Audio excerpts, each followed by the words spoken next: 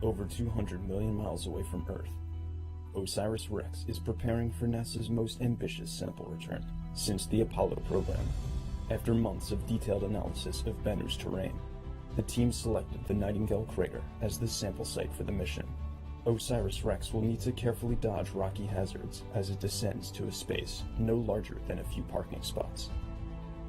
The spacecraft has mapped the terrain in high resolution, capturing a stunning catalog of images across Bennu's rough surface.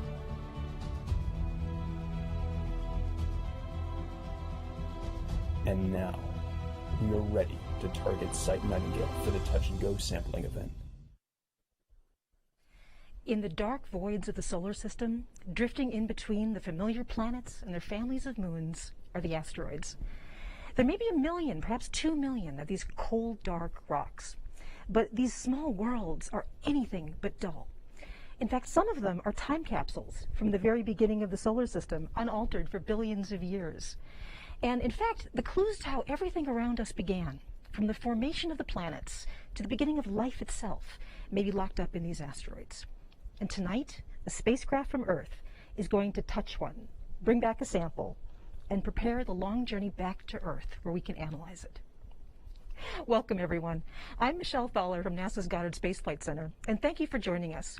I'm speaking to you live from the Mission Support Area at the Lockheed Martin Space in Littleton, Colorado. As you can see, I'm struggling with my mask here a little bit. We're here to follow the sample collection for NASA's OSIRIS-REx mission. This is an operation referred to appropriately as TAG. Now, remember that this is a historic event. Today's endeavor will be the first time the space agency has ever touched the surface of an asteroid, collecting a sample of this pristine ancient material, a scientific treasure far more precious than gold. Joining me throughout the show will be the principal investigator of the OSIRIS-REx mission, Dante Loretta. Welcome, Dante. Thank you, Michelle. It's really great to be here today. I'm a professor at the University of Arizona, and I have the honor and the privilege of leading this amazing mission for NASA and really for the world. It's pretty amazing. So now the main event is happening in about an hour. And this is called TAG. Can you explain to us a bit why it's called TAG? Yeah, today we're tagging an asteroid, and TAG is an acronym that describes our sample collection strategy. We're going to send the spacecraft down for a short duration contact with the asteroid surface, anywhere between 5 and maybe as long as 15 seconds.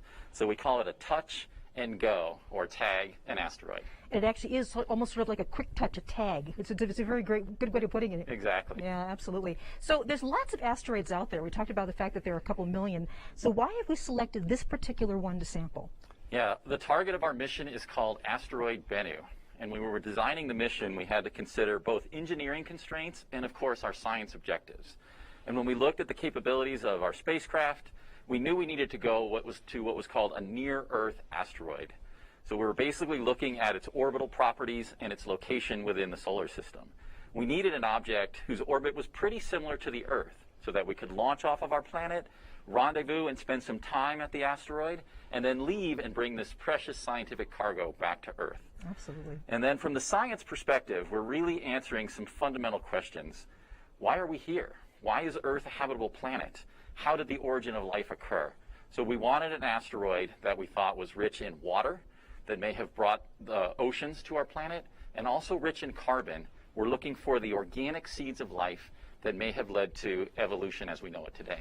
And this is really an amazing point, our connection to these asteroids. So what you're saying is that some of the organic compounds in my body, some of the water in my body right now, may originally have come from asteroids. Almost certainly. The Earth was accreted from these asteroids. Bennu is a remnant that survived that process, but it's the geologic history of our solar system that's locked inside this body. Absolutely. Now, there are many other asteroids like Bennu in the solar system, and of course there are some that are even larger.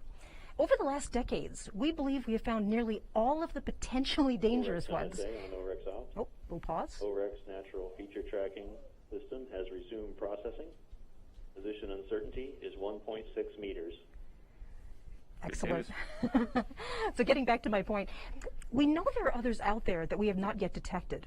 You know, in fact, just this past August, a truck-sized asteroid missed the Earth by less than 2,000 miles, and nobody even knew it was headed our way until it already passed us by.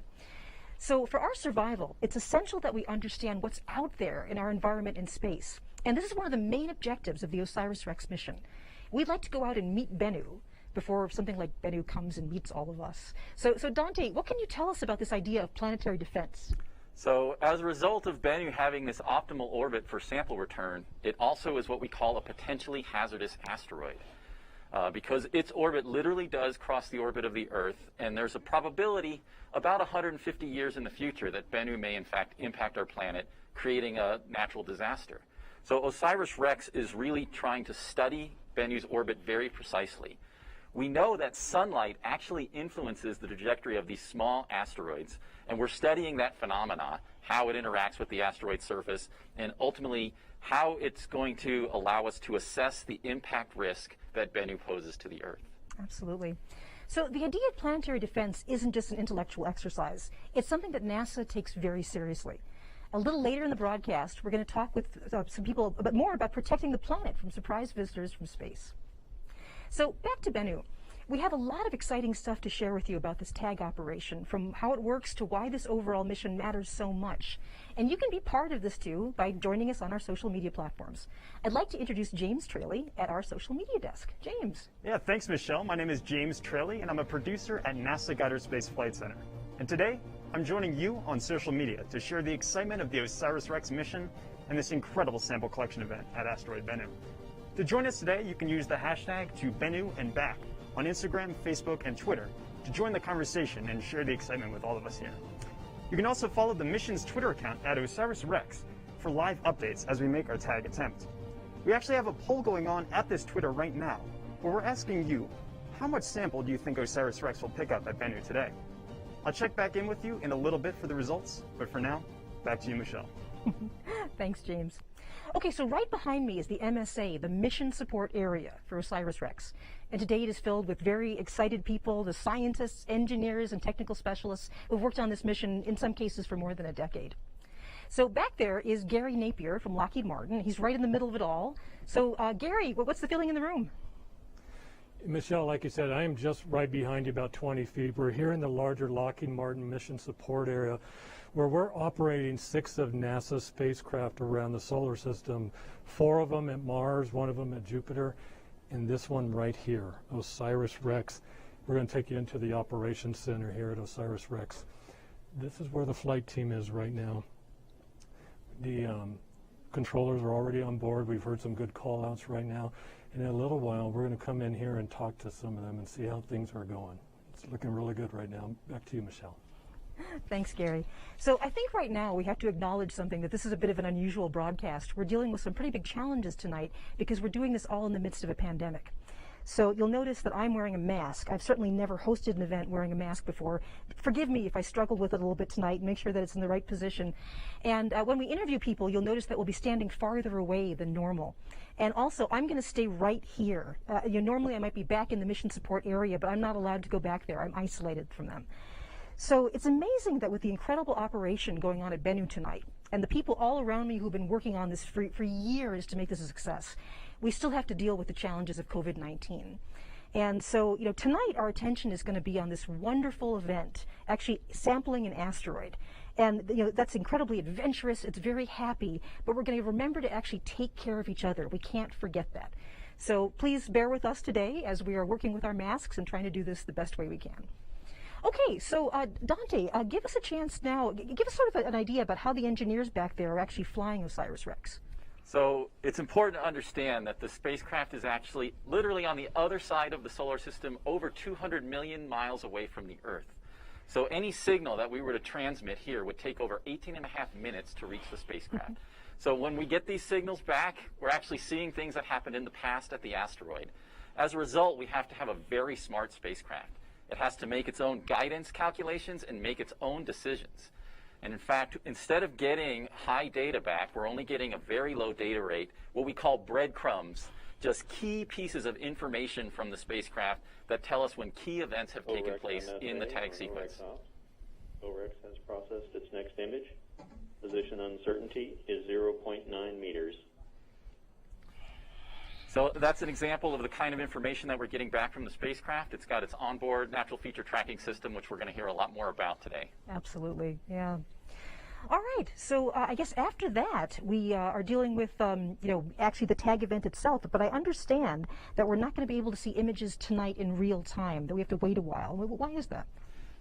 The images take a lot of data to bring back to the bring back from the spacecraft to the Earth. And since we're on that low data rate, what we're using today is this real-time simulation that we've put together. So what we're seeing here, and we'll be referring to this throughout the broadcast tonight, this isn't any kind of real information from outer space. This is what we expect the spacecraft to be doing. So it'll let us know when key events are programmed to take place on the spacecraft and to be received back on Earth. There may be some lags in communication, but this is going to really help us visualize what's actually happening at Asteroid Bennu. So when will we expect those first images?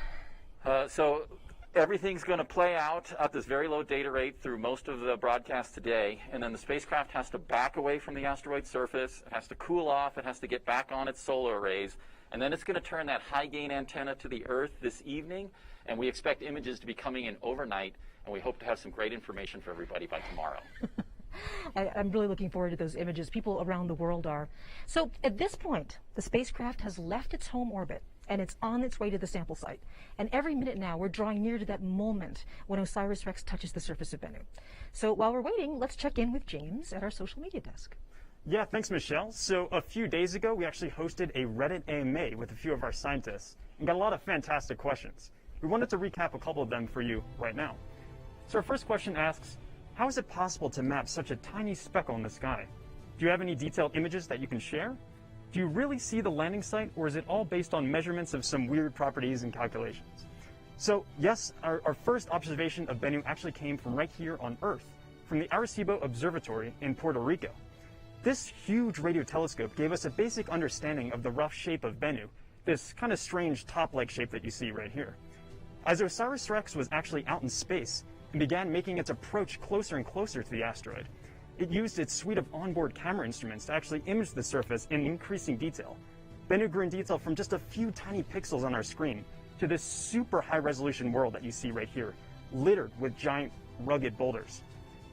Another question from Reddit is asking us, let's see here, as it loads in, yes. So, would it have been feasible to have a robotic arm pick up a rock?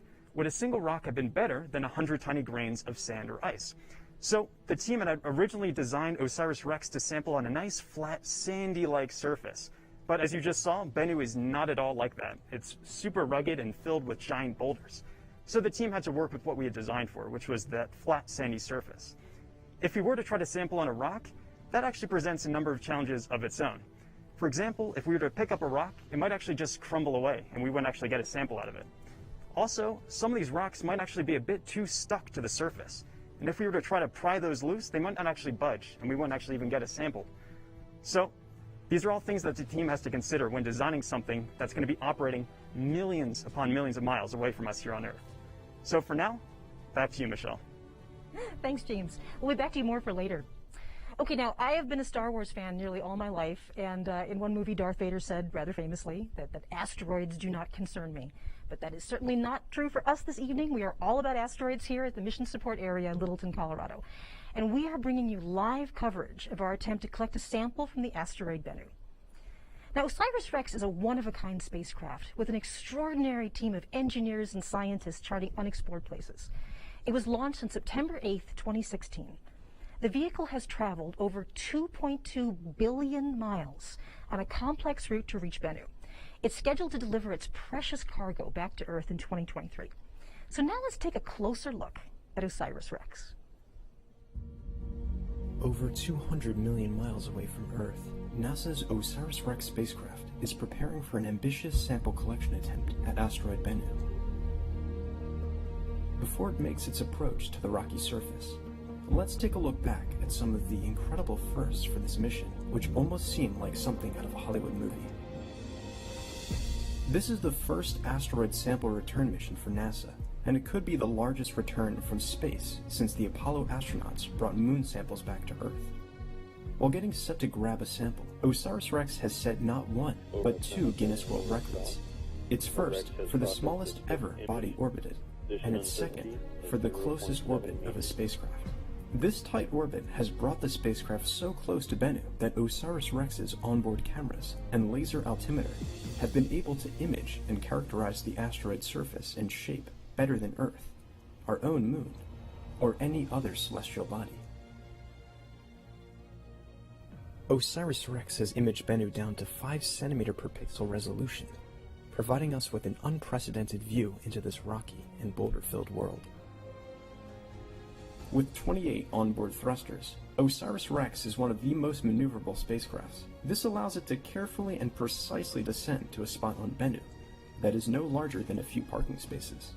There have certainly been some unexpected twists along the way. However, OSIRIS-REx has capitalized on these moments. Right after arriving at the asteroid, OSIRIS-REx imaged rocky ejecta that has been bursting off Bennu. This is the first time we have been able to observe the entire life cycle of a natural satellite ejecting off an object, entering into orbit, and returning back to the surface.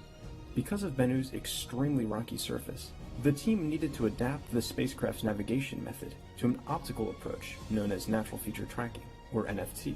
This is the first time this approach has been used in space, and it will allow OSIRIS-REx to steer itself down to collect a sample from Bennu. And now, OSIRIS-REx is looking to set another first for NASA. Successfully collect a sample of an asteroid and deliver it to Earth by 2023.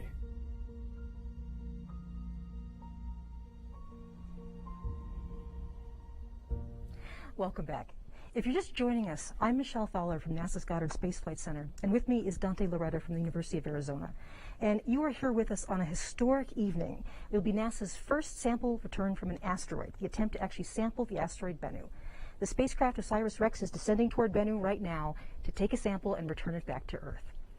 So Dante, let's talk more about this real-time simulation that we're looking at. Yeah, it's been an exciting day already, Michelle. We're well over 3 hours into the tag sequence, which is the pre-programmed set of commands that are already on the spacecraft.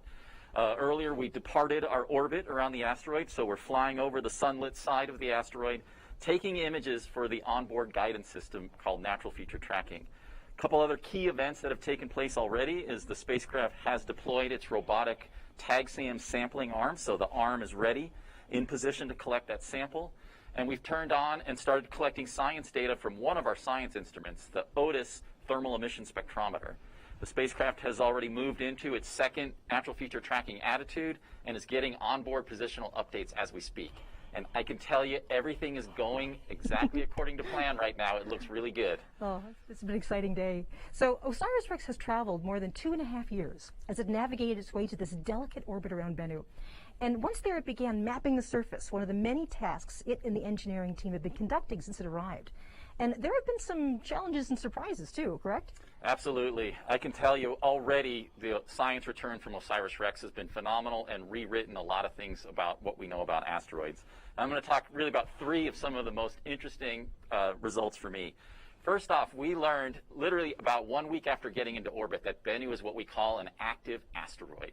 It is ejecting particles from its surface.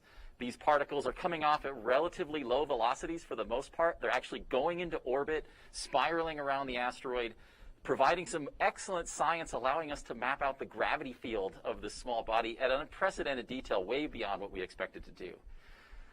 The other thing that we saw right away as we were approaching is that there was some generally dark black surface as expected, but there were these really bright boulders that were shining like beacons to us. And as we trained our science instruments on there and characterized their mineralogy, we were actually able to link them to another asteroid called Vesta, one of the largest asteroids in the solar system, and actually the target of NASA's Dawn spacecraft, which did a phenomenal job characterizing this target. And this just shows you that these asteroids are exchanging pieces back and forth as they collide into each other and shoot their particles off into space. OREX has processed its next image. Position uncertainty is 0.6 meters. Wow. And I would say, back to the science, the final result that really is important from this mission is we did expect this asteroid to look sandy and beach-like. And that was based on the thermal properties as determined from telescopic observations from Earth. And we got there, and we used the OTIS and our OVIR spectrometer to map and produce a thermal inertia characterization of the entire surface. And everything turned itself upside down based on our models. The areas that we thought would be beach-like based on thermal properties turned out to be the largest boulders on the asteroid's surface. And the more fine-grained regions turned out to have what we call this higher thermal inertia, completely opposite of everything we expected, propagating a lot of great science as a result. And so when you mentioned that there are these bright rocks from Vesta, does that means that Bennu was once in the asteroid belt between Mars and Jupiter? That's right. Bennu is currently a near-Earth asteroid, but it's a recent wanderer into the inner solar system. We actually think it's fragments of a much larger asteroid that was catastrophically disrupted maybe 1 billion years ago. Wow, that is so cool. Thank you so much. Okay, now as challenging as it is actually getting to Bennu, capturing a sample of the asteroid is something else entirely. And the team needed to develop this remarkable system. The OSIRIS-REx mission has been in development for almost 20 years, with the engineers and scientists developing new technologies and strategies to accomplish something that's honestly never been done before. And this is particularly challenging because Bennu has such a weak gravity field. So when you think about going into orbit around something, how do you orbit something where the gravity can't grab you and actually push you into orbit? It's all about flying the spacecraft. It's also very difficult to take a sample in a very low gravity environment. So thankfully, we have the mastermind behind the device that's going to take the sample tonight, Lockheed Martin's Bo Bierhaus. Welcome, Bo. Thank you, Michelle. It's great to be here. Okay, so let's talk a bit about why working in this low gravity environment makes it tough to get a sample, because you might think sort of at first you could just take like a robotic claw or a robotic arm and scoop something up, but that's not going to work in these conditions. That's exactly right. The microgravity of Bennu provides a challenge of sampling that we don't normally face on Earth. You can imagine trying to use a shovel or a scoop on Earth, and the ground pushes against you, but the gravity keeps you on the ground. On Bennu, the surface gravity is thousands of times lower than on Earth, so if you pushed a shovel or a scoop into the ground, you'd push yourself right off the surface. So we had to come up with a technique that worked with this very low gravity. We also had the challenge of uncertainty of the mechanical properties of the surface. And both of those things made landing a challenge. We wouldn't know how to grapple particularly well in this material. So we had to come up with a technique that worked in the microgravity environment and that could work in this tag architecture, this touch-and-go architecture of just a few seconds long. Now, I understand you have brought some models with you, both of the spacecraft and of the instrument that will be taking the sample. So show us what you've got here. That's exactly right. So this is a scale model of the spacecraft. The arm is extended in the sampling position. Partway down the arm, you can see 3 gas bottles. We'll use one of them today. This has high pressure nitrogen gas, which passes down the arm into the TAGSAM head itself. And here I have actually a full-scale TAGSAM. It's actually a device that we used for collection testing on Earth. The gas comes down. I don't have the tubing here to show you, but the gas comes down to the center of the TAGSAM, is split into 2, and passes underneath the head. There is now a high-pressure bubble of gas underneath the head that is mobilizing material, much like wind blows dirt on a dusty day on the Earth. And we're surrounded by the vacuum of space. So the gas there's a high-pressure gas underneath TAGSAM, and it will escape into the low-pressure environment of the vacuum of space surrounding it. And it does so through this screen around the entire perimeter of the TAGSAM head itself.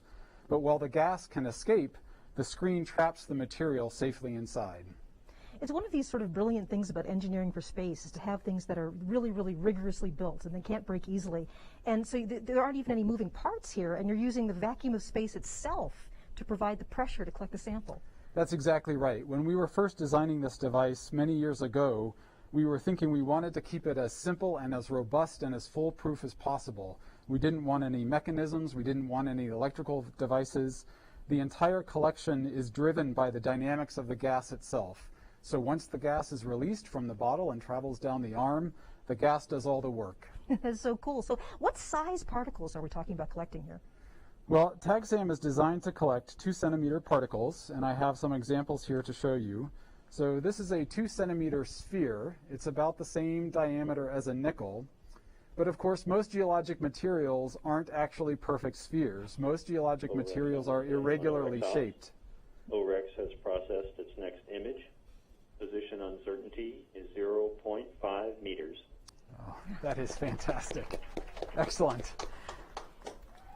So we're going where we need to go to get this material.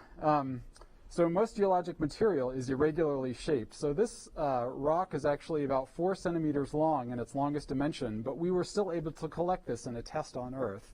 And that's because even though it's 4 centimeters in this dimension, you can see that it's much less than 2 centimeters in that dimension, or even 2 centimeters in the other dimension.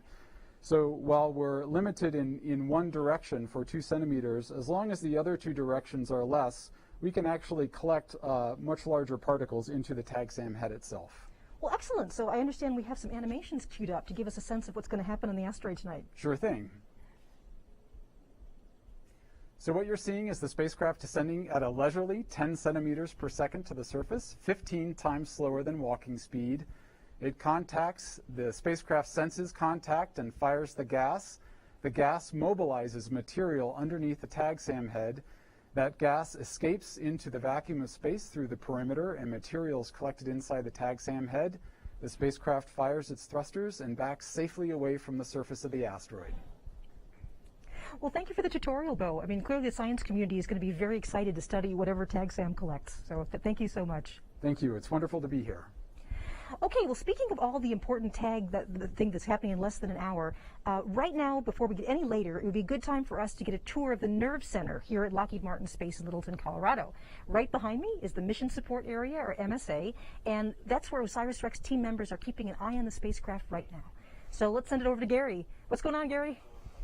So as I showed you earlier, we're just around the corner from you. This is the heart of the tag operations, and we thought this would actually be a really good time to kind of check in with the team, see how things are going, and the best person to do that is joining me, and this is Sandy Friend. She's the OSIRIS-REx Operations Manager here at Lockheed Martin. So Sandy, thanks for joining us.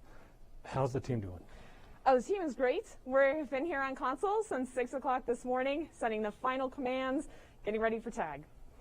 Really cool. I know there's like 40 people on your overall flight team, but it seems like there's about 20 of them here right now. Maybe kind of give us a little idea of who some of these folks are and what they're doing.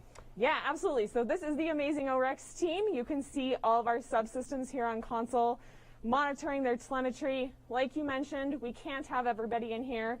We do have many team members supporting from other conference rooms in the building, and some even from home. So let's talk about a couple of the positions we have in the room. In the back corner over there is Dale Howe. Dale is our tag phase lead. You've been hearing his voice calling out events as they complete on board the spacecraft. Here in the center area, we have Curtis Miller.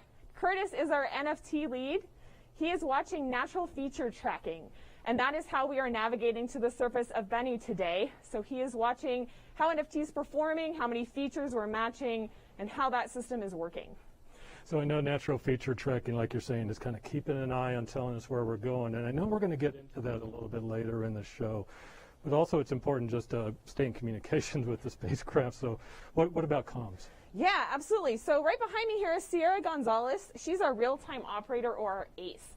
She is working with our Deep Space Network partners. Currently we're on a station in Goldstone and in Canberra, making sure we maintain our comm link. And our comm link is only 40 bits per second, so we're just bringing down that key information, but Sierra's here to make sure we keep that link going and our station operators informed. And right next to her is Estelle Church, and Estelle is our systems coordinator for this event. She's built all the command products that are executing. She's keeping an eye on how everything is progressing on board the spacecraft, talking to all of our subsystems here in the room, and making sure things are going just as planned. Very good. I know you yourself have actually been on this project for quite a while, even back to development. I mean, how are you feeling tonight? No, actually, I'm excited. I feel like we've done everything we can to make this successful, and I've been on this mission for 7 years, so I've watched it go from a spacecraft on paper to being built in our high bay to launch and everything here. And yeah, I'm excited. My kids were excited this morning, and we are ready. Right on. That's so fantastic. So we're going to let you guys get back to it. I know we don't want to interrupt too much. Sandy, thank you so much for joining us. And I know that folks around the world are paying attention to this right now. We're seeing a ton of social media coming in. So let's go over to James on the social media desk and see what some of those conversations are about. Yeah, thanks, Gary. It's awesome to see the team over there in the MSA. You can really feel the energy in the room, especially after every call out from Dale. And right on cue. OREX is slewing to the tag attitude, the third and final natural feature tracking attitude. All right, so we're inching ever so closer down to the surface of Bennu. But today we also want to hear from you. So you can check in on live updates at our Twitter account at OSIRIS-REx, or using that hashtag to Bennu and back across social media to get in on the conversation. In the meantime, a question I had when I first started covering the mission is, how do you even begin to prepare for a mission of this scale? I mean, when I first heard about OSIRIS-REx, it really seemed like something out of a big budget movie. But this is a reality. We're actually going to be trying to sample on an asteroid. To put things into perspective for you, Bennu is about the size of the Empire State Building. That's really small for an object and makes it exceptionally challenging for us to orbit something with such a weak gravity field. And that sample site we're going for today, Nightingale, it's just a few meters in width, which is about the size of a few parking spaces. So just take a step back for a second and put yourself in the shoes of some of those engineers on this mission. And imagine trying to park a spacecraft on an asteroid 200 million miles away in a space no larger than a few parking spots. As if parallel parking on an asteroid isn't hard enough, imagine also trying to dodge hazards like rocky boulders and all kinds of things as you're making your descent down to collect a sample. And on top of that, the team has actually programmed the spacecraft to steer itself down to the surface. It's truly incredible, this mission, and all the foresight that went into it. It really blows my mind. We actually have a couple questions coming in from Twitter, and a lot of people are actually asking about our fuel usage for the mission. This one question is asking, how does the craft have enough fuel to return back to Earth from the asteroid? So we're looking to bring that sample back in 2023, and OSIRIS-REx's thrusters are actually powered by hydrazine, which is stored in a container on the spacecraft. We're tapping into a little bit of that fuel today, on the order of maybe tens of grams, not a lot, because as you remember, Bennu has this microgravity environment, and it just requires a little bit of thrust to kick us in the right direction to collect a sample. That return trip back to Earth, that's a bit of a different story. We're going to be using a lot more fuel for that. But don't worry, the team has thought way ahead and has packed more than enough fuel to get us back here safely in 2023. But there's a lot more to come, and I'll check back in with you in just a minute. Back to you, Michelle. Thank you, James. Okay, so let's take a quick look at the simulation to see where we are. As you notice with the simulation, the spacecraft has its arm extended now and is on a slow path toward the surface. So as we get closer to the moment of contact, the drama starts to happen in slow motion. And this is to maximize precision and minimize unintentional surprises. So, speaking of surprises, there is one big aspect of the OSIRIS-REx mission that's all about preparing for the unexpected. And joining us to discuss this is NASA Planetary Science Division Director, Lori Glaze. Now, Lori, you have kind of a dramatic specialty and a responsibility that comes with your position at NASA. You actually worry about things like planetary protection. Yes. Planetary protection or planetary defense is sometimes what we call it. It's defending our planet from potential impacts. And Bennu is in a special class, and I think Dante spoke about this a little earlier, that Bennu is actually a near-Earth object, or a NEO. And a NEO, or near-Earth object, is an asteroid or a comet that orbits the sun, much like our planets do, but they're slightly unusual. OSIRIS has reached the third and final natural feature tracking attitude. The spacecraft will hold this fixed attitude until tag. Excellent. Great news. So back to NEOs. Yes. So NEOs are somewhat unusual in that their orbits bring them within the vicinity of Earth's orbit. The technical definition of a NEO is something that comes within about 30 million miles of Earth's orbit. And asteroids actually come close to the Earth all the time. 1 or 2 per week actually pass in between the Earth and the Moon. But most of those are really small and not dangerous. But asteroids of a much bigger size that could actually do damage to the Earth's surface if they were to impact, they can pass by Earth closer than the Moon about once per month. And that's why it's really important for us to find them as early as possible so we can track their orbits, study their characteristics, and if necessary, we can mitigate a potential future impact threat. And that's where a mission that we're building now called the Double Asteroid Redirection Test, that's where DART comes in. And DART is going to launch in next summer, 2021, and it's going to test something we call the kinetic impactor technique. That could be used one day to help us mitigate a future potential impact threat by bumping an asteroid ever so slightly that's on a collision course with our planet into a slightly different orbit so it misses Earth. Just a little bit is all you need. Just a tiny bit. So, I mean, that is really exciting. Now, I also understand that not all of the asteroids in the solar system are the same. There are different sorts, and NASA has some upcoming missions to study these different kinds of asteroids. So tell us a bit more about that, please. Absolutely. Yeah, we know that the majority of our asteroids are found in the main asteroid belt between Mars and Jupiter. And in fact, we have a mission that's going to launch in 2022. It's called Psyche. It's going to visit one of the biggest asteroids in the asteroid belt that's actually called 16 Psyche. And this mission is going to arrive in early 2026 and help us better understand if this asteroid is potentially actually the core of a planet-sized object. We also have other types of asteroids called Trojans that are clustered in two groups that lead and trail in Jupiter's orbit due to a balancing act of the pull of both Jupiter's and the Sun's gravity on them. NASA has a mission to those Trojan asteroids called Lucy. It's going to launch next year, next fall, about a year from now, and it's going to go visit several of these Trojan asteroids. We have a new mission called Janus, and we selected this mission through our Simplex small mission program line. This mission is going to send actually two small spacecraft, very small spacecraft, to two binary asteroid systems and help us understand what it is that makes these binary asteroid systems different from one another. And so studying this full breadth of these diverse small worlds will continue to help us fill up the knowledge gaps of how our solar system actually formed and evolved over time. So it seems with all these missions coming up, we're sort of in a golden age of asteroid exploration. But then there's this other aspect of the OSIRIS-REx mission, which is the sample return. And it turns out that we're also beginning this golden age of sample return to it, and not just to asteroids. You're absolutely right. And we're really excited about all of these samples because they're so precious and there's so much science we can do with them. In addition to OSIRIS-REx, we're also partnering with the Japanese Space Agency on their mission called Hayabusa 2, which is actually already on its way back, bringing a sample from Ryugu. They're going to be coming back to Earth in December. We're also partnering with Japanese Space Agency on another mission of theirs that's going to return a sample from Phobos, which is one of the two moons of Mars. And then finally, at the end of this decade, we're going to send a mission to Mars to retrieve the samples that are collected by the Perseverance rover, which is really truly our first astrobiology mission from NASA. And it's focused on looking for finding potential life, ancient life on Mars. So sample of return is really important because it allows us to study these pristine samples back here on Earth. We can then take advantage of our room-sized laboratories. All of this. OSIRIS off. OSIRIS has begun moving the solar arrays to the Y-wing configuration to avoid possible contact with the surface during tag. Great news, moving right along. So when we bring the samples back, this allows us to use all of the laboratory capabilities that we have here on Earth. We can use the full suite of the scientific instruments that we have at our disposal to help us better understand the sample, their compositions, and the history of the body from which they came.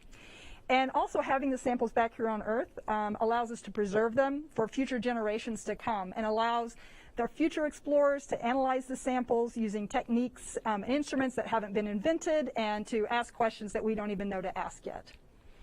That is just so cool. I mean, life is all about how we navigate unknowns. This is something that's happening in real time around us tonight.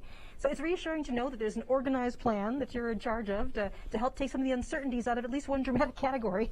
So Lori Glees, thank you for joining us this evening. So good to see you. Thank you so much for having me. I just want to add that it's been fantastic to watch the OSIRIS-REx mission so far, and I'm really, really excited for what's ahead tonight, and I want to say congratulations to the entire team. Thank you so much. Thank you. Now, asteroids are not easily navigated.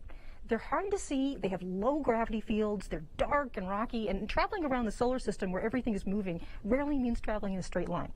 Let's take a look at some of the big challenges the team has faced to get to this point. As we started to approach Bennu from a distance and it started to fill up the camera field of view, it looked exactly like we thought it would, with a few boulders sticking out. But as we got closer, we expected to see a very sandy surface with maybe a few boulders here and there. And what we saw is very little sand. And we saw these mountains, we saw boulders, we saw rocks, and we saw very few areas that had this sandy surface that we were expecting and what we had designed to.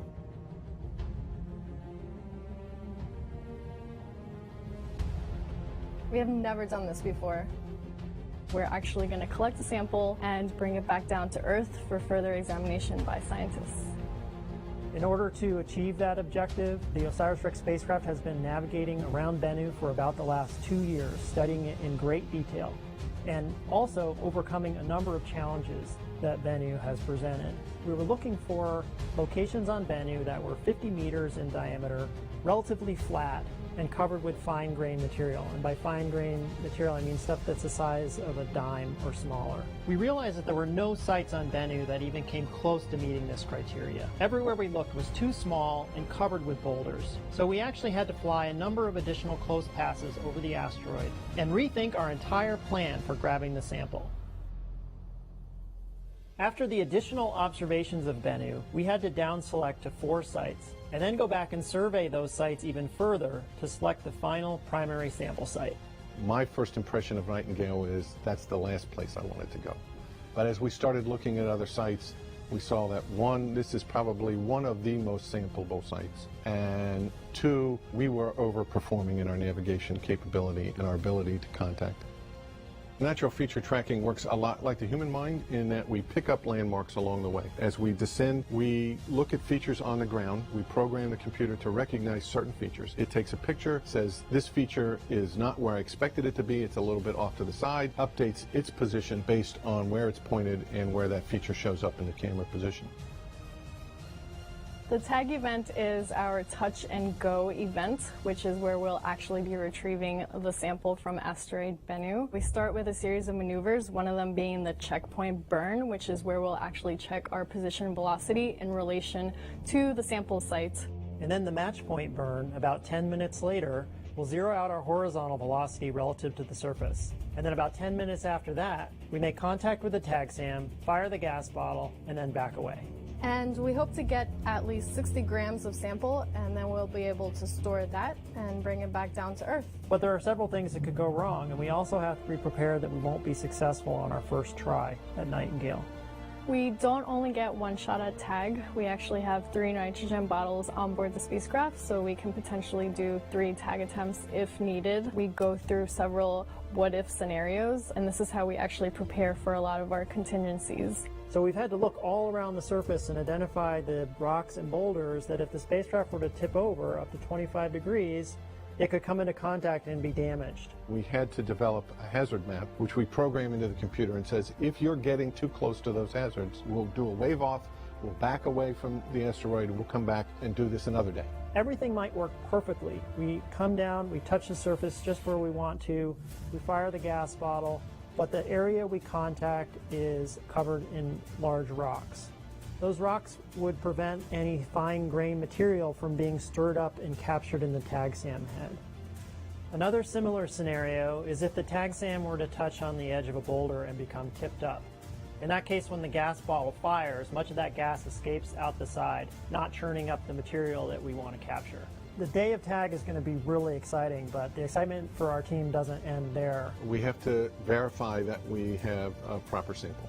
First, we're going to image the tag SAM head by sticking it in front of one of the cameras. Then we're going to do a maneuver called the sample mass measurement, in which we stick out the arm and we spin the spacecraft in order for us to decide if we've collected enough mass to be able to stow the sample and return home, or if we have to try again. This is the culmination of a lot of work. It's probably one of the most exciting missions that I've worked on. It is really exciting to know that we're finally going to be able to touch the surface of the asteroid and collect the sample to return back to Earth. So step back for a moment and realize that tonight's events are exceedingly rare and historic. Humanity has only landed on a few different bodies in the solar system, and actually retrieving a sample is even more rare. So luckily with me tonight are some of the people that know better than anybody all the challenges that it took to get here. So let me introduce Mike Moreau. Mike is the OSIRIS-REx Deputy Project Manager at the Goddard Space Flight Center, and Coralie Adam is Tag Navigation Manager at Kinetics Aerospace. So welcome, Mike and Coralie. How you guys doing? So excited. So excited. We're less than a half hour from tag now. Yeah, you can feel the energy all building. So I should mention at this point that it's possible, you've been hearing this before, cheers from the MSA. So can you give us a sense what's going on right now? Yeah, so every few minutes, a navigation camera image is taken by the spacecraft of the surface below, and it's sent to the natural feature tracking system. And that system identifies features in the image and sends a signal back to Earth that it was successful. Position uncertainty is 0.5 meters. And the team celebrates. It tells us we're on track to our next target and on track to tag. Absolutely. So now, clearly there's a lot to talk about in terms of the mission, but once again, you had to do all of this in the midst of this COVID-19 pandemic. So were there any mission expectations that changed? How did you deal with that? Yeah, for sure. I mean, as the whole world was coming to grips with the pandemic in the March timeframe, this team was in the midst of preparing for our first tag rehearsal, the checkpoint rehearsal that would take the spacecraft only 65 meters above the surface. So we had to rethink the entire way in which we were going to do that rehearsal with only a skeleton crew here in the building and with many of our team members remote, as Sandy mentioned before. Today we have people literally all over the building monitoring, also at Goddard Space Flight Center and at the University of Arizona watching this event today. But thankfully we got through checkpoint rehearsal in April and match point rehearsal in August. And all those special considerations, they're still going on around us today, right? Yeah, I mean, you could see people spaced out in the MSA when you were over there. And, you know, we had more time to prepare for tag in order to accommodate that and get everyone into the building here today. So I'm just incredibly proud of our team for, you know, their efforts to keep the project on track for tag in spite of all of these challenges. Absolutely. So I know NASA's famous for having to deal with unexpected situations, and this COVID-19 thing is kind of a different flavor of unexpected situations. Whole So new level. We're going to deal about that. Okay, so now let's talk more about the challenges of TAG that we introduced in the video segment. So Corley. Right, so you've seen that Nightingale site is an extremely challenging spot to navigate into. There's boulders all around it. This is totally different than how we originally designed the system to target a 50-meter diameter area. Nightingale is 10 times smaller than that. So it required the whole team to rethink how to safely navigate into the contact with the surface, and we had to come up with some new ideas. Yeah, so the original navigation approach used LiDAR, or laser-based navigation, to take us to the Nightingale crater. But when we saw what Bennu looked like, we realized we had to switch to a vision-based approach, and that's the NFT system that you've been hearing about. Yeah, so the Kinetics navigation team has spent the last 2 years learning how to navigate around Bennu using optical navigation techniques very similar to what NFT is doing on board the spacecraft today. So Kinetics worked with scientists and the Lockheed Martin NFT OSIRIS team on to OSIRIS map the surface of Bennu. OSIRIS has processed its next image. Position uncertainty is 0.5 meters. Really honing in. So we mapped the surface of Bennu to unprecedented resolution of 2 centimeters per pixel, which is better than what we've done on our own Earth and Moon. So it was a huge Herculean effort to get to this point where we're comfortable handing the maps and the keys over to the spacecraft to get us down into this small site today. Absolutely. So I guess right now it's time to say goodbye to you guys. The best of luck for today. I'm really excited, and it's great to be with you guys. Thank you, Michelle. Yeah. Thank well, you. so right now, I think probably the best thing to do is to check in with Gary Napier. So I guess we're going to go back and see how things are going back there. So to Gary. So things are going really good right now, Michelle. We're actually going to talk to Heather Enos here, OREX the MSA Deputy on OREX Principal Op. Investigator OREX for the solar OSIRIS-REx arrays are in mission the out of the Y-wing University configuration. of Arizona. Thanks for joining us, Heather. Hi, Gary. So what's really interesting, Heather, is that you actually feel that, you know, long missions like this are really important. I mean, you go from design to build, but operations is really quite a while. That it's actually really important to involve that next generation and kind of bring that generation up, correct? Talk to us a little bit about that. Absolutely, Gary, you're right. All the way back from when we started planning this mission, OSIRIS-REx, we recognized it's a long duration mission. And although that presents challenges for retaining your key personnel, we actually took it as an opportunity to use this mission to train our next generation of students and science engineers and scientists. A good example is we had one of our science instruments is called REXUS. It's an X-ray spectrometer built by a team of students at MIT and Harvard. So real hands-on. That's really interesting. I mean, I understand you also have some folks that actually were students and came onto the team later? Yeah, so being at the University of Arizona on a PI-led mission, we have had hundreds of undergraduate and graduate students working on this mission over the course of the last decade. And 2 of our students that started off as students are actually 2 of our navigation team members. That's Dan Wibben and Eric Sarr. Wow, so they're on console. they're on console right now. Yeah, they are. At this time, NFC has so computed the checkpoint and match point burn updates to correct for errors in the trajectory accumulated since orbit departure. Checkpoint burn in 2 minutes. So checkpoint turn in 2 minutes. We're going to throw it back over to Michelle because I know this is an important update for her. So Michelle, thanks. Back over to you. Thanks, Gary. Well, absolutely. So, Dante, tell us what this important milestone checkpoint means. This is a really important part of the mission right now. So we've been hearing about natural feature tracking and how it's processing these images. OREX MSA on OREX Ops. OREX has processed its next image. Position uncertainty is 0.46 meters. Right, so what it's doing with that information is it's calculating how it's going to fire its thrusters for this checkpoint. When we left orbit, we were on a trajectory that would take us over the surface of the asteroid, and if nothing else happened, we would safely fly past Bennu. Once we fire the thrusters for the checkpoint maneuver, we're actually going to start descending down towards the asteroid surface, so this means we're going to be on our way to make contact. So natural feature tracking has been doing nothing but calculating this maneuver since we started taking images.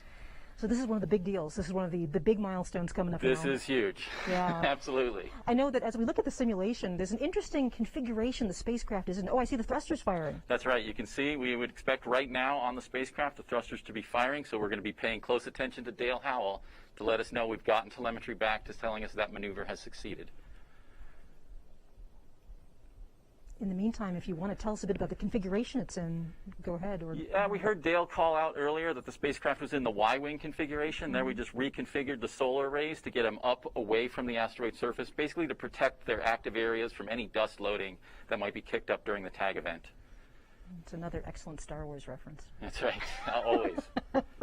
You can also see here in the simulation the Nightingale sample site, now down in the lower corner here. This is our target. This is what we're trying to get into with that spacecraft. So. Now, it looks like there's a lot of boulders around that. Yeah, as we've said, generally the surface of Bennu is rough and rugged and covered with boulders. Nightingale really does stand out as a pretty unique, interesting area on the surface. How you doing? Doing pretty good. Paying close attention to that call out, waiting for Dale to tell us that checkpoint has occurred. Absolutely. So what we're waiting for right now is the call out that checkpoint has occurred, and the OSIRIS-REx spacecraft has begun its descent towards the asteroid surface. Right. Any time now. And it's probably worth mentioning. OREX MSA on OREX Ops. Checkpoint burn has completed. Okay, we're heading down towards the asteroid surface at this point. Oh, wow. Oh, wow.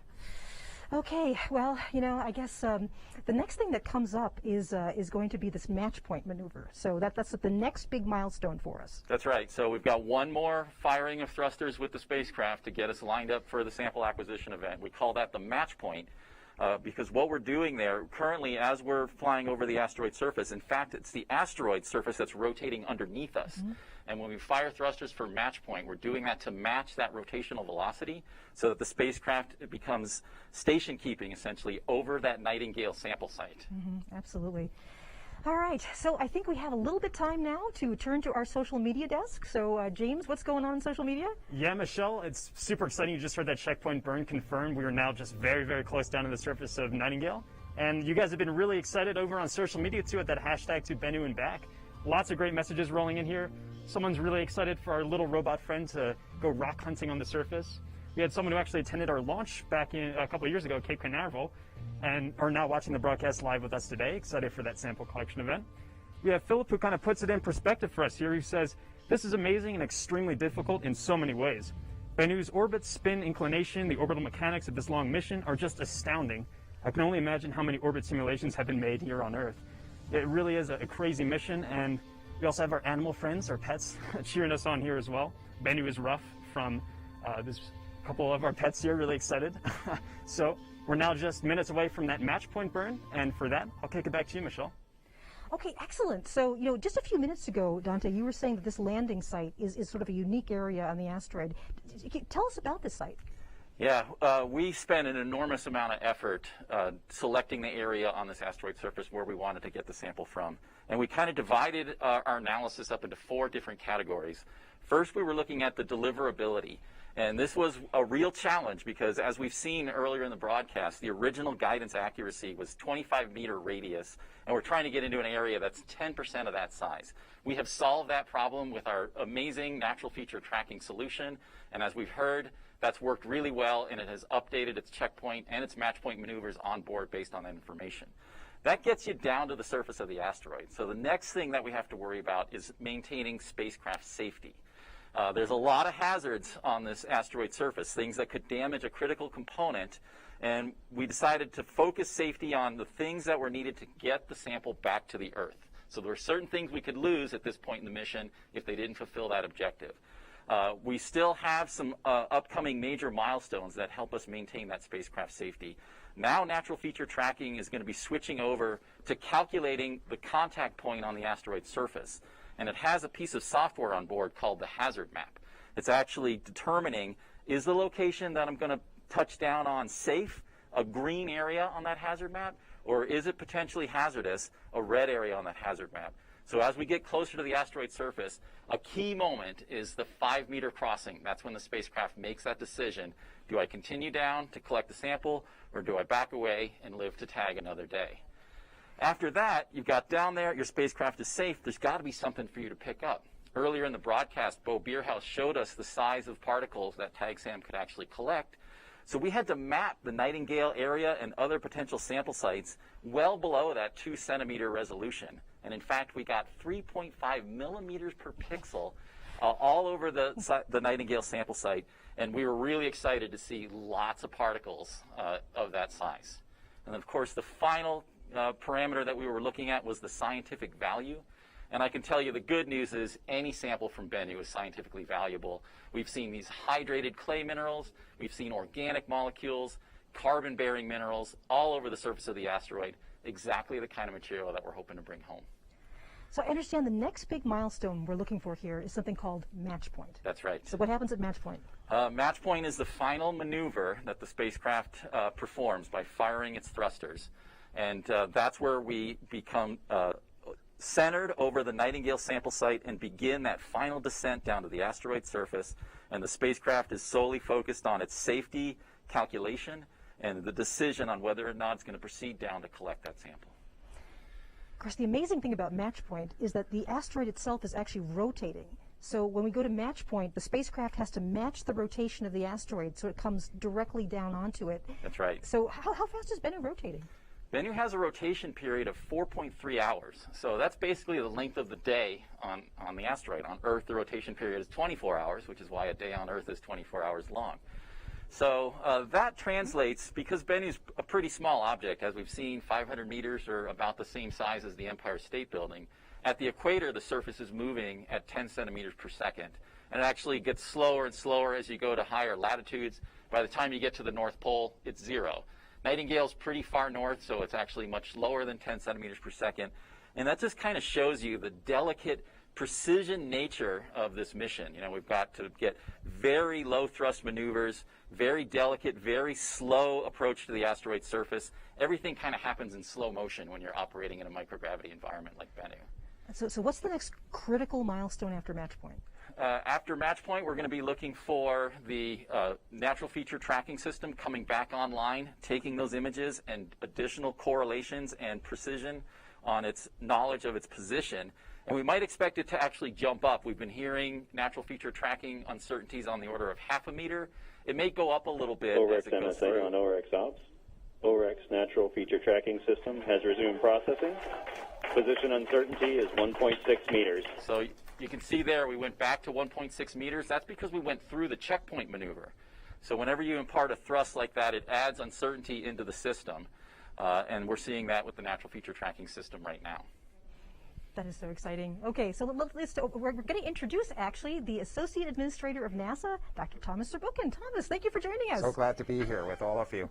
It's an exciting time, Thomas. Happy birthday. Thank you. Yesterday, that's right. Yesterday's his birthday. Yeah, that's right. Happy birthday. So, I guess, everybody here is aiming for this point in time called this TAGSAM, but it turns out that there have been a lot of friends, a lot of colleagues that have helped get us to this moment.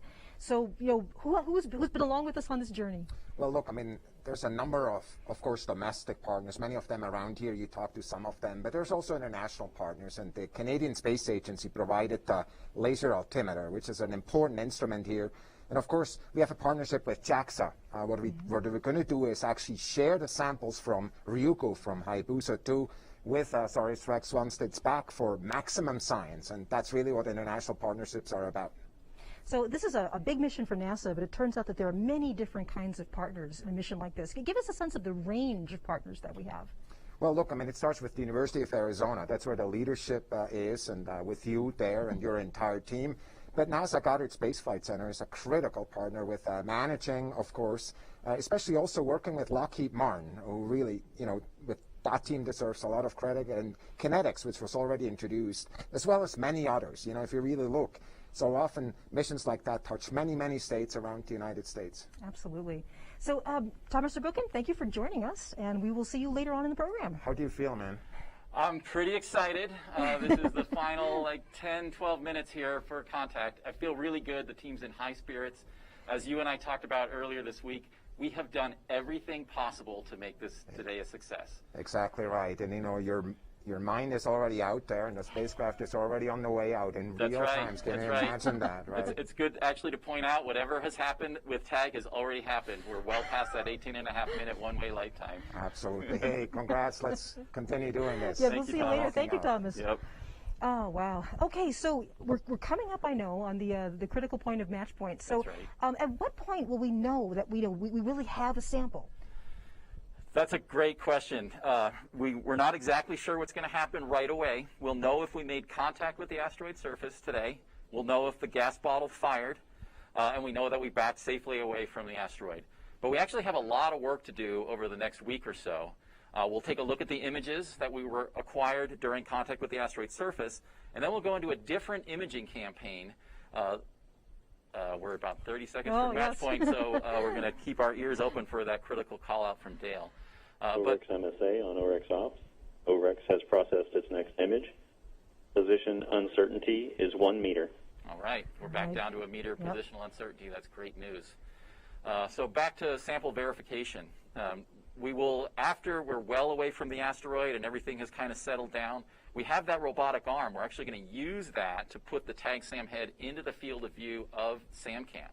And we can look not only at the top of the sampler head like we're going to get with the images today, but we can actually turn it around and we can look at the base of TAG SAM.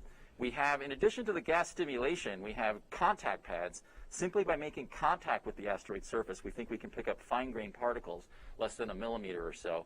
But basically, we're going to be looking for any evidence of asteroid material on or inside the TAG SAM. Now, obviously, you don't want to go all the way back to OREX Earth MSA without... on OREX Ops. Match point burn is complete. All right.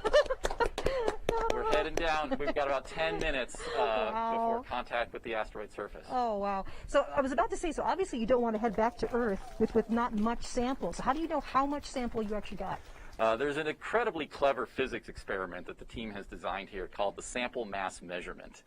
So what we're going to do is we're going to place the spacecraft arm out to the side of the spacecraft. So when it's in sampling configuration, it's actually pointed above. For this, we point it out in the other direction, and we kind of spin the entire spacecraft around. And we're measuring a property called the moment of inertia. We have actually already done this prior to initiating the TAG sequence today. So we know what that property is when the TAG SAM head is empty. Now we're going to be able to do it, hopefully, when it's full of asteroid regolith. So we're only looking for small differences in this property as a result of this experiment. And the precision, just like everything on this program, is phenomenal. We're talking tens of grams of precision on a measurement on a spacecraft hundreds of millions of miles away that just picked up this asteroid sample. The minimum that we're looking for is 60 grams, or about 2 ounces. MSA on OREX Ops. Attitude control system has transitioned to touch and go mode. Right, spacecraft's getting ready to make contact with the asteroid surface here. So the sample mass measurement will tell us if we have 60 grams or more of material, and that'll happen on Saturday later this week. Excellent. Okay, Dante, this is it. You know, the engines have given us a push in the right direction, and OSIRIS-REx is on course to make touchdown on an asteroid. So we're going to listen to the flight controller calls from MSA, but before we actually touch the surface, it's a great time to visit our social media desk again. So, James, what's going on? Yeah, thanks, Michelle. So you've been hearing those call-outs from Dale over the loudspeakers about those NFT images processing. It'd be awesome to actually grab a camera and make the trek out to Bennu to photograph it up close in person.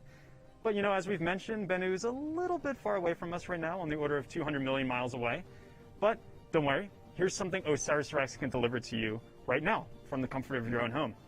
If you're on Instagram, you can head over to @NASA Solar System. We have 2 AR filters that you can use on your social media stories. This first one's called OSIRIS-REx in You and features OSIRIS-REx playing tag with Bennu around your head. The second one is called To Bennu and Back and allows you to place an asteroid wherever you are, at home, at school. Bring an asteroid with you. So I understand we actually have a question coming in from Instagram from Mauricio, who asks, how do you manage the force back from touching down?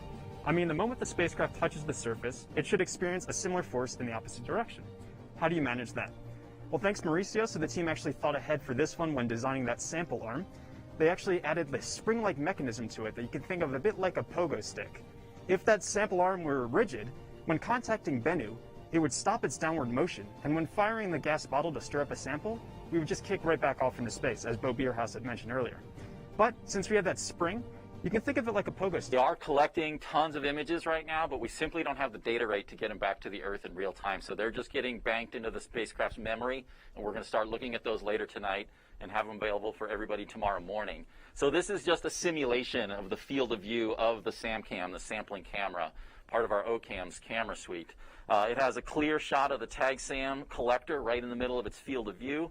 You can actually see the lower end of the TAG-SAM arm here. OREX MSA on OREX off. OREX is descending below 25 meters. Okay, we're getting really close. I want to remind you, it's the 5-meter crossing. Yeah. That's the really critical one. We're only a couple minutes away from that. So the spacecraft has one key decision left to make. It's calculating right now the probability that it's going to come down either on a hazardous area, as we defined on that hazard map, or in a safe area. So we may, at 5 meters, the spacecraft may decide that it's hazardous and it's going to back away, allowing us to live the tag another day. So to me, all my senses are on that call out right now. Yeah. I really want to hear that we are go for tag, so that's just a couple minutes away here. And of course, remember that was planned for. That That's right. It has to know it's safe, otherwise it's going to back up and try again another time. That's really how we solve the amazing challenges that this asteroid surface presented to us. You can see here that this is a pretty daunting terrain that we're coming down here. There's giant boulders all around the Nightingale site, even some large rocks inside the crater that we do not think the spacecraft would survive, at least with the ability to return back to Earth if it made contact. So it is there to protect itself first and foremost. Safety is always first, but we're feeling pretty good. Everything's gone really well today, so I would say things are looking great for a tag, but of course the spacecraft is the one that gets to make that decision. It's just amazing. You know, we've been rehearsing this event, all week long, all the different mission calls and milestones, but then to actually be here tonight and realize that this is going on 200 million miles away. That's right, yeah. I'm pretty excited. So, I mean, there were obviously a lot of firsts in this mission. OREX MSA on OREX ops. OREX has processed its next message. Position uncertainty is 0.5 meters. Predicted tag lateral offset is 1.7 meters. Hazard probability is 0%. Tag lateral velocity is 0.2 millimeters per second. Oh my God. Tag vertical velocity is 10.2 centimeters per second. That sounded really good. Yes. So it sounds like the hazard map calculation looks really good. That we're coming down in a green area. We're going to make contact with the asteroid surface. Wow. So remember how historic this is NASA's first mission to retrieve a sample from an asteroid, a pristine part of the solar system. That's Just right. look at that animation now. So we're looking I'm looking at the team, I think. I think we can see everybody is laser focused on what this spacecraft's going to do. So I say let's let this play out. But those calls were really great. That was great news from Dale. Yeah. Even more accurate than we'd hoped for in some cases.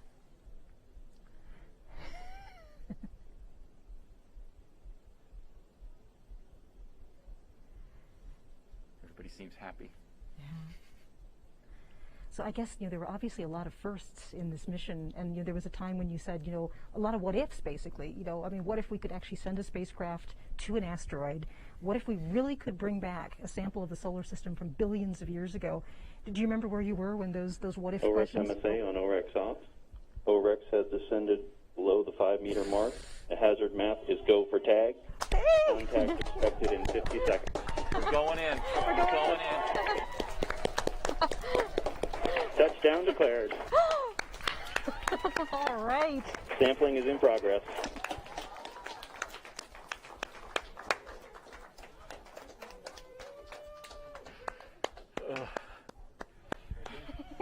Oh my gosh, we're there, folks. That was amazing. I mean, I don't know if you saw the team here, but they just kind of blew up. They went from being steely-eyed to like celebrating the Super Bowl. So, it's all good. This is amazing. So congratulations, everybody. I know that Dante and Dr. Zabrukin are right here. And Dante, you somehow got over here pretty quick. I sure did. Congratulations. How you guys feeling? Transcendental. I mean, I can't believe we actually pulled this off. But I'm so excited about the team. Yeah. Hey, do you mind if I just bring up something? Please. Our friend Mike Drake is with us right now. That's the right. guy who came up with the mission at the beginning, and we're thinking of him. He's no longer on Earth, but I feel him right here. I agree. He's with us today, and I know he's incredibly proud of this team and everything we have accomplished. This is history. It's amazing. God, I can barely speak. You know, I'm like shaking. How about you? Absolutely. It's almost hard to process everything that's happening right now. It's overwhelming pride in this team and everything we've done to get here. I couldn't really have anything better to say about this group of people. All safety systems, I can confirm that the backaway burn is OREX MSA on OREX op. Sample collection is complete, and the backaway burn has executed. All right. We're on our way back. Now, Dante, that was actually a really important call. We were celebrating on the tag, Yeah. but that was actually probably even more important call. Why is that? The pyro bottle's fired, so tag SAM operated. The backaway thruster's fired, so we're safely moving away from the asteroid surface. The spacecraft did everything it was supposed to do. So we did it. We tagged the surface of the asteroid, and it's up to Bennu now to see how the event went. What does this mean to NASA? Oh, I mean, this is key milestone of this. Now it's a few days, right? To figure out how much we caught of this amazing sample that That's we're right. thinking about for decades. But I think this is just, I'm so proud of this team. Hey, team.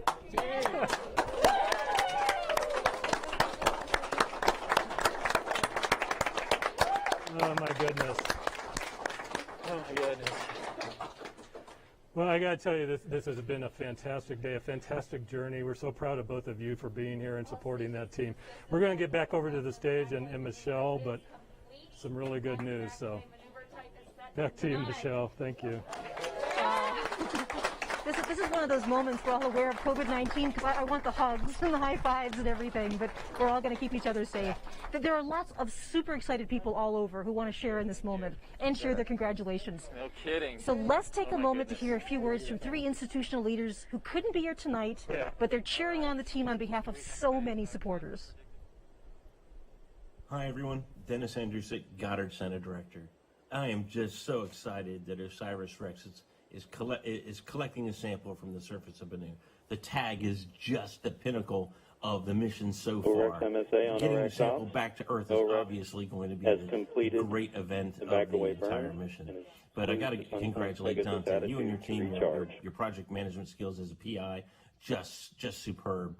Rich, the operations team for getting us to where we are, and Lisa Callahan for the awesome Lockheed Martin team in getting OSIRIS-REx to where we are. And building a great spacecraft and returning it to Earth. Go OSIRIS-REx. Today's an exciting day. As OSIRIS-REx begins its descent to Bennu, the nation is looking forward to the news of a successful tag event. OSIRIS-REx team members have been working on this project for more than a decade, and the work being done is hard, and it's complicated, and it's necessary. Understanding the makeup of Bennu will help us better understand our universe and how to protect our most important asset in space, Earth. I want to wish the best of luck to the entire OSIRIS-REx team, including our partners at the NASA Goddard Space Flight Center, the University of Arizona, and especially the mission operators and engineers right here at Lockheed Martin. Go OREX! The University of Arizona is incredibly proud of its long tradition of excellence and leadership in space exploration. I'm thrilled to see the OSIRIS-REx's mission's achievements carried this tradition forward today with NASA, Lockheed Martin, and all of our incredible partners. Congratulations to all of the OSIRIS-REx mission team members. You have shown the world how our determination, creativity, and talent can advance the capabilities of our entire nation. And I can't wait for the amazing science we will see with the sample return in 2023. Okay, well, we are here live after some excellent news. I'm here with an exultant Dante Loretta from the University of Arizona. So one more time for our audience out there, explain when we know we'll have a sample. A little overwhelmed right now, Michelle, I have to say. It's been pretty intense several minutes here. I can tell you that everything went just exactly perfect, which is kind of the hallmark of this team. We have consistently beaten expectations over and over again. We have overcome the amazing challenges that this asteroid has thrown at us, and the spacecraft appears to have operated flawlessly. We made it down to the asteroid surface. We were in contact. The gas bottles fired. We don't know how long we were in contact with yet. That's some reconstructed information that we're going to have to put together over the next few hours as the data come in. We backed away successfully from the asteroid surface. The team is exuberant back there. Emotions are high. Everybody is really proud, and we have some work to do to determine how much sample that we have collected. The next thing that I'm going to be looking for is once the spacecraft cools off, it probably got pretty warm as it approached the asteroid surface, so it needs to get rid of some of that excess heat. It's got to get those solar rays back onto the sun and get power positive. Once it's stabilized, it's going to point that high gain antenna at the Earth, and we're going to start bringing that data back. And those SAMCAM images are going to tell us an enormous amount of information about how the events of today went. We're going to be looking at a whole series of images as we descended down to the surface, made contact, fired that gas bottle, and I really want to know how that surface responded. We haven't done this before, so this is a new territory for us. And the whole science team, I know, is really looking forward to that information. For one thing, it'll tell us the likelihood of sample collection, kind of a probabilistic assessment. Probably be a lot of science that comes out of that as well. Yeah, well, listen, I know you want to be back there with your team. It's going to be a long, hopefully happy night for all of you as more data comes in. Thank you so much. It's been such an honor to be with you. Thank you. Thank you, everybody, for a great evening. And kudos to this team. It's an amazing experience. Oh, wow. And history was made tonight. Absolutely. Sure.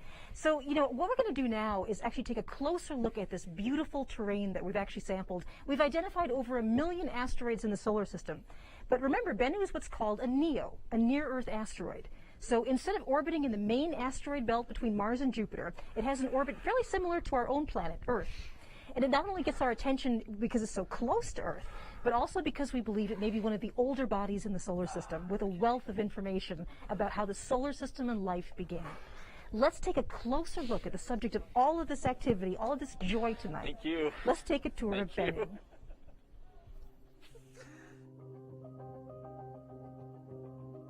In December 2018, after traveling for 2 years, 101 days, and over 1.2 billion miles, NASA's OSIRIS-REx spacecraft arrived at its target, near-Earth asteroid Bennu.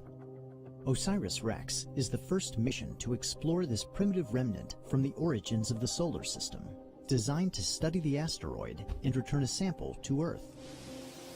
Bennu is a dark, diminutive world, roughly the height of a skyscraper, and now the smallest body to be orbited by a spacecraft.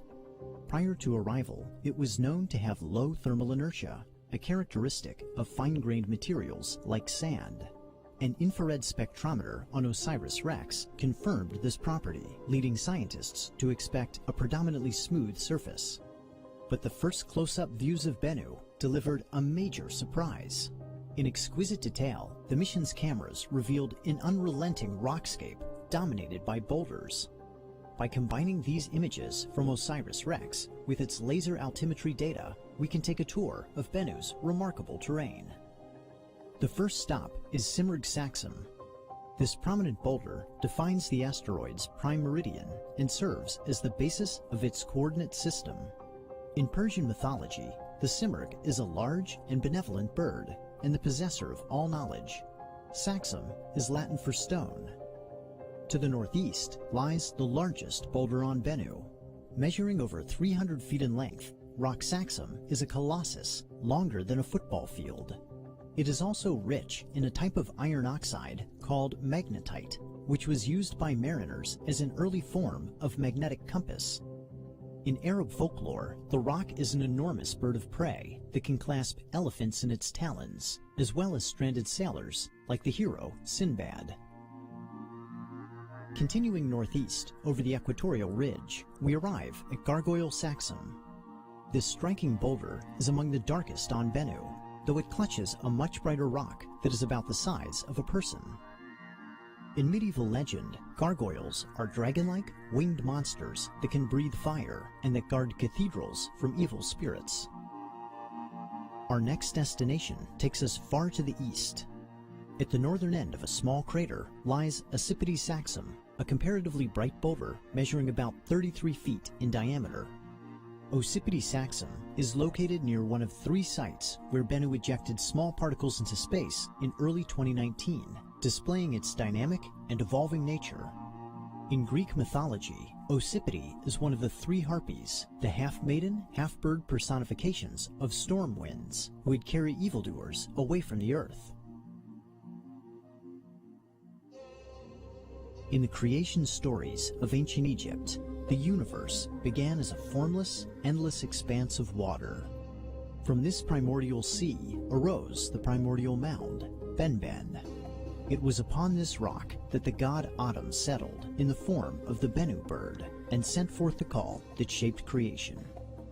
The story of Benben harkens to the mounds of fertile silt that once emerged from the receding floodwaters of the Nile, and it provides a fitting namesake for the tallest boulder on Bennu. Protruding by over 70 feet, Benben Saxum is so tall that it was first detected from Earth.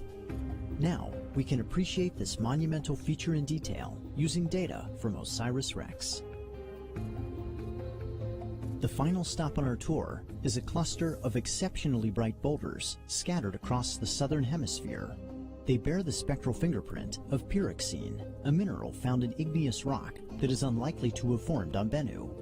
These boulders most likely originated on the large asteroid Vesta and were delivered to Bennu's parent body through meteoroid impacts. Although it is small in size, Asteroid Bennu has proved to be a fascinating world, abundant in geographic features that have defied our expectations. Thanks to OSIRIS-REx, we can now explore Bennu to uncover its composition, its evolution, and its ancient memories from the origins of the solar system.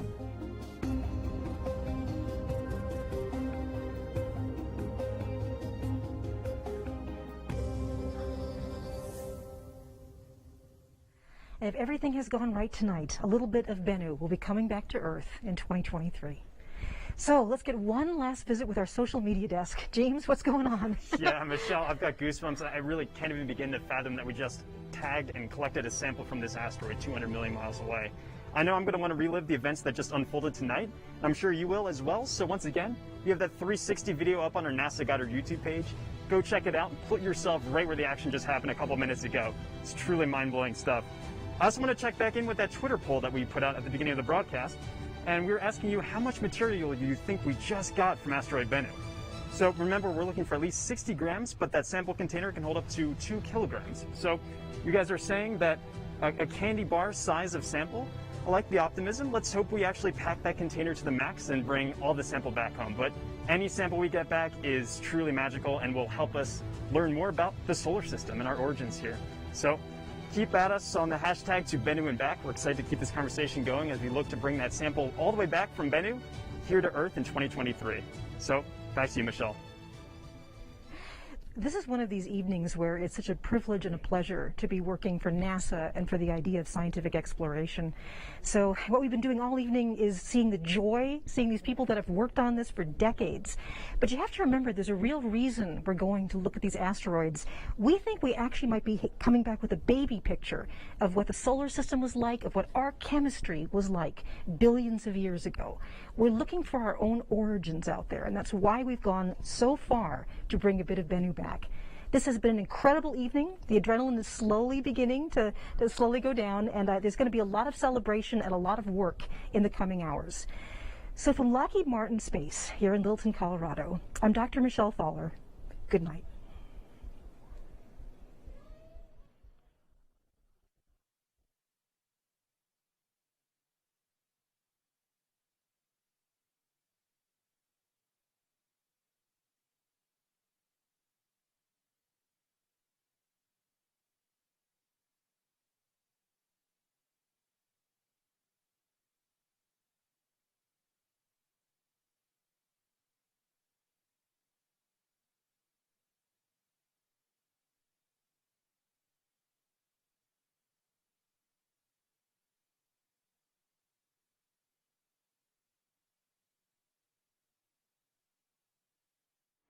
Bye.